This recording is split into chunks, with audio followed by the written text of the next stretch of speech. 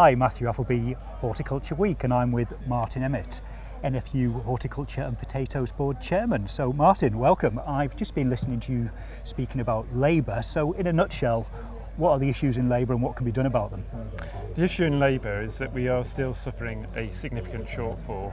The NFU is currently estimating of around about 19,600 people this season. If we're going to grow the fruit and vegetable sector, then actually our baseline demand is going to actually increase next season. So we've got a real shortage this season. It's expressed not in quite clearly jobs not filled, it's expressed more in terms of crops that are being destroyed or not planted. So it's very difficult to characterise it, but we felt at the beginning of this year that there were around about 70,000 seasonal jobs needed in this sector.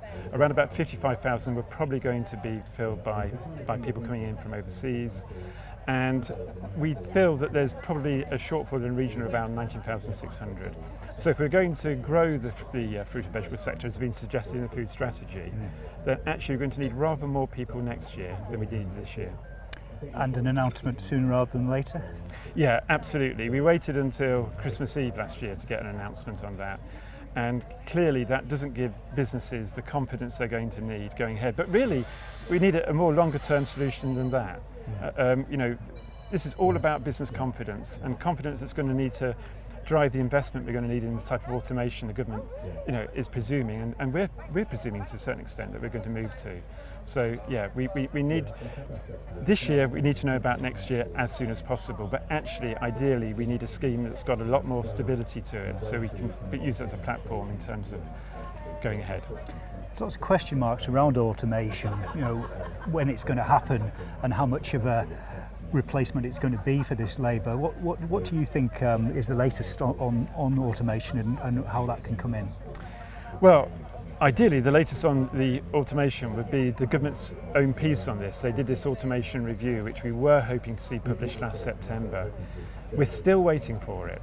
And I'm hoping that it will quite clearly characterise that actually there have been some immediate gains in automation in areas like crop protection, but we're still some way off getting the sort of impacts on labour use and productivity. So there's progress being made there, but actually to support the investment, we're going to, as I say, we need to have people in our businesses now. Now, the other big issue here at Fruit Focus people have been talking about is inflation. So what do you think is the latest on inflation and what can be done about that? Well, it's a tough one, this, because clearly across the whole economy we've got cost price inflation. You can understand why the retailers are always trying to protect food prices, and especially when you consider the impact on the lowest income households, and yet clearly the wholesale price is going to have to increase, or else growers are just simply not going to be planting those crops or even harvesting them at the moment. So the NFU, as you know, has had a package of training programs which assist grower enterprises with their negotiations with their customer base. That's the one practical assist that we've put in place, to help businesses immediately. But we're also trying to characterise the whole situation as well. So we've had the report by Promar. We're going to have a follow-up report, also looking at cost price inflation, so we know more clearly what the situation will be in the second half of this year. Okay. Now, the final big issue I want to address is the political turmoil at the moment. We're kind of in between prime ministers, Tory leaders. Must make it difficult in terms of lobbying and in terms of big issues for the industry like peat. Do you think things are going to be delayed, or things will come on track, or what's going to happen in terms of legislation for our industry?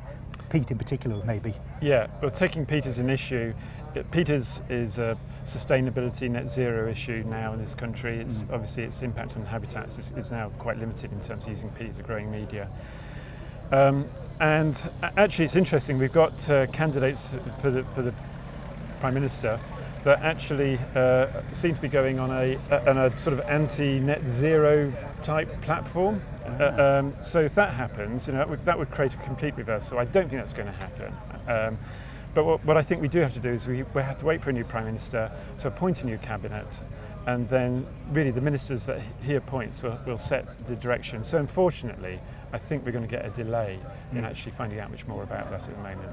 Because Rebecca Powell obviously left at the last minute, just before Boris Johnson left. She was driving the whole peat issue. So you think with Rebecca Powell not there, there's a bit of a vacuum? I think for the time being, yes, definitely. Yeah. I'm not sure that DEFRA are going to want to publish, a consultation response without a minister fully lined up behind it. Okay, all right. Well, it's a case of watch this space. Thank you very much to Martin Emmett from the NFU. Thank you, Matt.